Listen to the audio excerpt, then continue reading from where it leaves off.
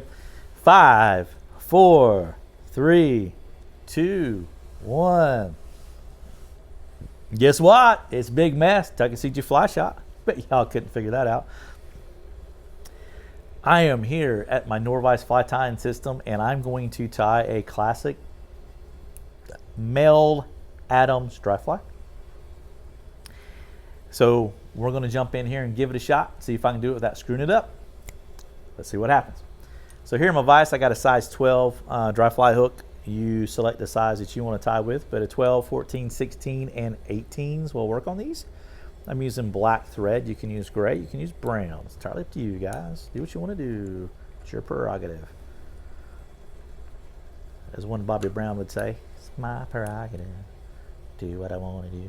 So we're at the spot where we're going to tie in some wings. So traditionally on your Adams, it has hackle tip wings. You're going to be real familiar with that.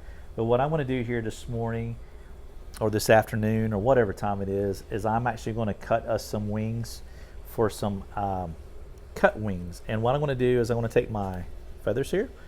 We got feathers down here that we use, and then there's a lot of feathers up here that we don't use.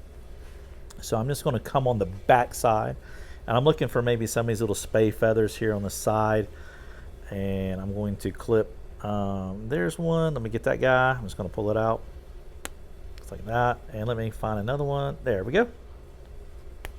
Beautiful. So what I'm going to do is, and we did a video on this. I don't think it's up yet. We did a video of me cutting these, right? Yeah, it's not up yet. Okay. So what I'm going to do is, there's a better video of me doing this. So what I'm going to do is I'm going to take the stem. I'm just going to strip off some of these bottom barbules here, just exposing this stem here, just like so. I'll do that on both of them. Then I'm just going to take my fingernail clippers, and I'm just going to take the curvature of that for my wing. And when I get done, I'll tie them in, you'll see it. So don't fret. I had to do this off camera, so please bear with me. I'm not that talented, folks. Go ahead and do that. And we'll do it one more time. We just flip it over. I got the one side cut. I'm going to flip it over and do the other. And really the key to this here is, other than trying to be steady, just having a good sharp pair of fingernail clippers. That's it. So I'm not going to discard this feather, because actually I could get another set of wings out of this here. So once again, maximizing that investment that you made there. So I'm going to do the same thing on this particular stem here. Kind of look, get them close as far as the thickness. Beautiful. Close enough for horseshoes and hand grenades, said nobody. All right, you're going to come in here like so. Folks, I don't know when you're watching it. It's February and we got the AC on. So if you hear the air, it's the AC. It's great for the fishing because the water temperatures are warming up. But February's been all over the place. We've been cold. We've been hot. Shorts and flip-flops if you want to. So it kind of makes you start thinking about these patterns that work well in spring. This is a pattern that will work well spring, summer, and through fall. It's just a mainstay. So at the end of the day, what I've done here is I've cut a matched set of wings. Okay. Don't know how well you can see it, but you'll see it when I get them tied in.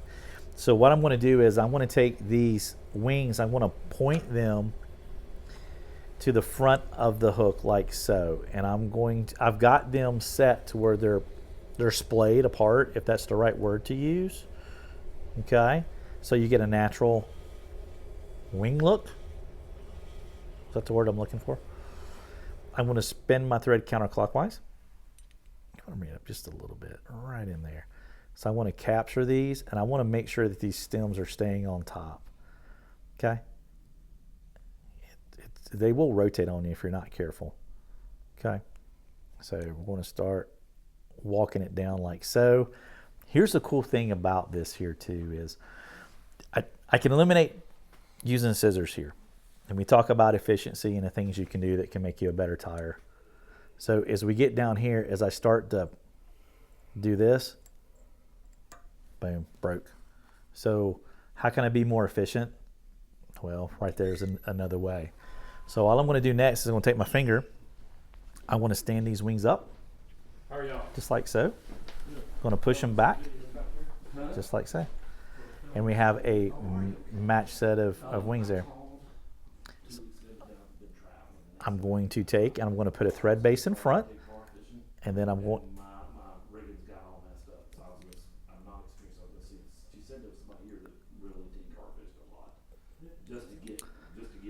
And all I'm doing is I'm figure eighting those wraps in there like so, spreading them out. And you can see how those wings just lay in there beautifully.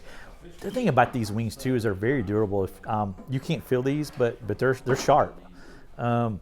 It's a lot more durable than having hackle tips like this that are kind of flimsy and things like that, of course.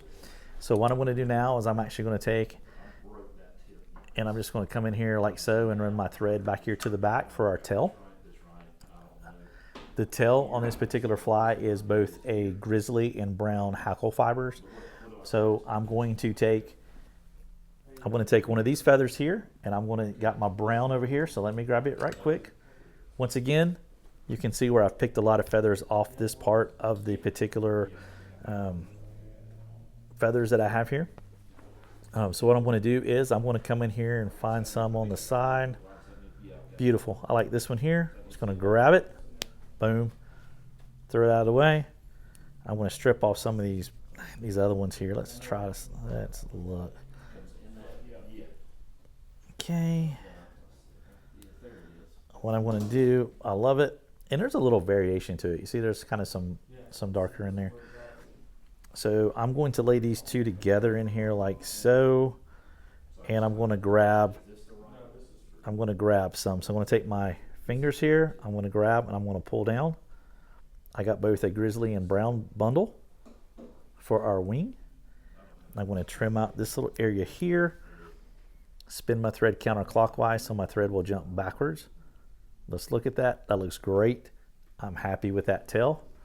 I'm just going to spin my vise, building up that taper there. Okay. Build up a taper.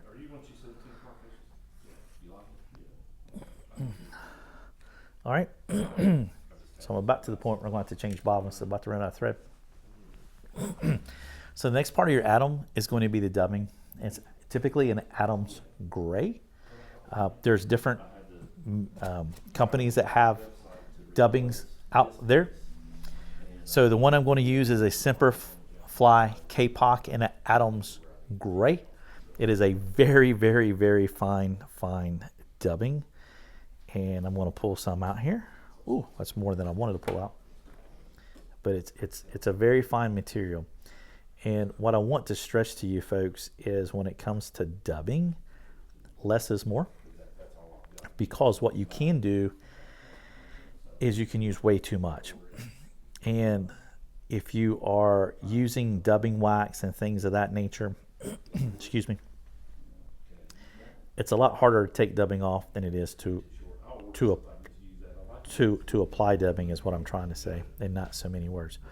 But the thing about Kapok is it actually supports 30 times its own weight in water. So it's a very, very, very buoyant material. Okay. So what I'm going to do here now, I'm going to take my Norvise, I'm going to start rotating it, and I'm going to start making a dubbing noodle with this Kapok dubbing, as you can see as I kind of walk it up through here. And I can hold this here if I want it tighter and tighten it up like so. So I'm going to bring I'm going to start back here in the back, and I'm going to start making my taper. So what I want to do here is I want to just kind of slowly lay this up here just like this. Okay. Now I kind of went ahead and built that taper as I was spinning the dubbing onto the thread itself. And once you do that quite a bit, you'll get pretty close to where you know you need to stop it. It just takes time, but nonetheless, you're just trying to get that. Hurricane Creek was fun to get to. That was fun to get to. It was fun to get to. Don't tell nobody about that creek. This guy over here is talking creeks he shouldn't know about right now, so I'm telling him he don't need to tell people about them creeks. So there we go. So we've got our tapered body. There is another variation of this here you can do if you want to, is you could do a female atom, and the only difference is we have a yellow egg sac back here in this area, and then you have your gray body up through here, and then everything else is the same. You can tie this in a parachute style if you'd like. I see it. I'm going to add just a smidge more dubbing right here, folks. There's a little bit of a hump I don't really like. I want to do that right there. Yeah, I think it looks a little bit better.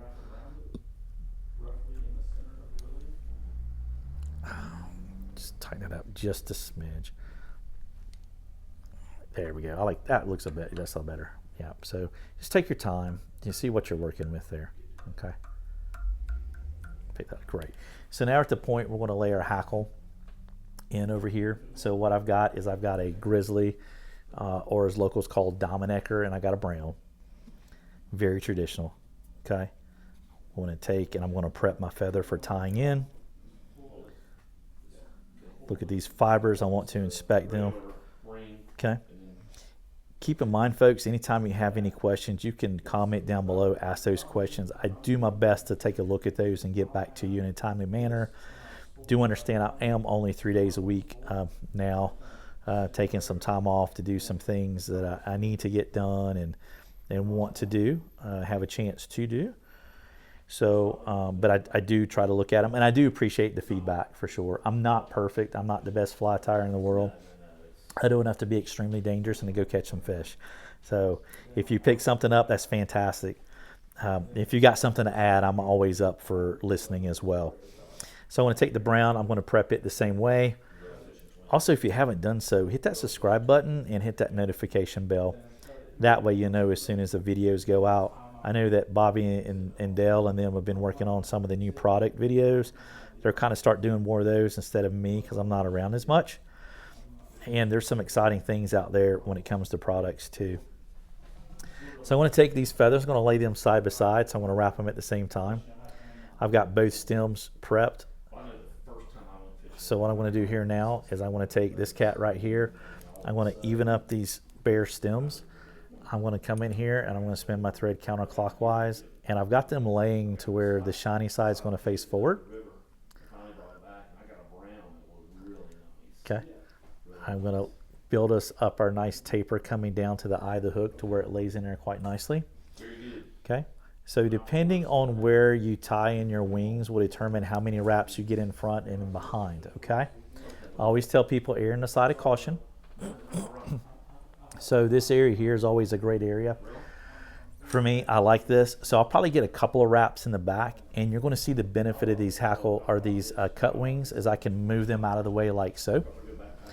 So I want to grab my feather. I've got my tension knob here tight, and what I want to do is I'm going to start making those wraps. So there's 2 wraps. Let me go ahead and stand that up, just like that. Now look at this here. There we go. Beautiful. So I'm going to bring my thread back over. I'm going to capture both these stems like so. If you notice, I've got a very clean eye. That's the key. I want to take my half hitch tool here for you folks. I do a lot of half hitches with my fingers without the tool, but just for instructional purposes, I'm going to use the tool. Get that out of my tool keeper toolbar. I'm going to come over here, pull these stems out of the way. My apologies. I usually get both at the same time. I got 2. All we got to do now is 2 things. I apologize, folks, for the clearing of my throat there. Beautiful fly. It's just a classic, guys. Just a classic. So I'm going to take my whip finish tool. I'm going to do a couple of whip finishes, and I do get asked, why do you do more than one? The reason for that is redundancy. That's why. You take the time to tie a nice fly. You want it to last. You want to be able to catch several fish on it. If you catch a tree, catch a little proverbial squirrel, you want it to stay together while you retrieve it out of a tree. My friends, right there, that is a classic Adams, a Mel Adams. You can get these materials at flyshopusa.com. Stop by and see us at Bryson City. That's 3 Depot Street, Bryson City, 530 West Main Street, Silva, and we're 110 Depot Street here in Waynesville. Love to hear from you folks. Love to see some of the photos of the flies you're tying. look us up, come and see us. But most importantly, you guys keep tying. Y'all have fun out there. Catch some fish. Y'all take care. We'll catch you on the next video. Okay, Justin. All this really starting to kick off. All the patches and stuff like that. So I like doing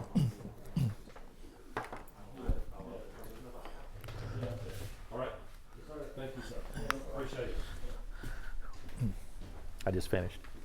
Huh? I just finished. Okay. Yeah, so your stopping point for you, whatever you mark it.